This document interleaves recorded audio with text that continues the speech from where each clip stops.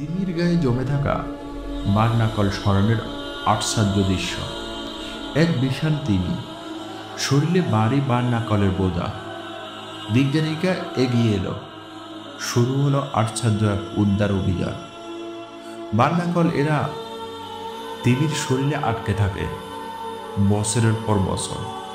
এতে তিমির চলাফেরা ধীর হয়ে যায়, কষ্ট বাড়ে। বিশেষ ডাইভার দল নামলো, মিশন তিমিকে মুক্ত করা।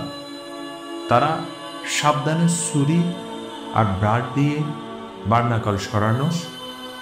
প্রথমে ছোট ছোট টুকরা পড়তে শুরু করলো, তারপর বিশাল বড় অংশ খুলে গেল। তিমির শরীর যেন হালকা হয়ে গেল। ক্যামেরায় ধরা পড়ল অবিশ্বাস্য এক রূপান্তর। আপনি যদি প্রকৃতি ভালোবাসেন, ভিডিওটি শেয়ার করুন এবং আরও ভিডিও পেতে সাবস্ক্রাইব করুন এখনই।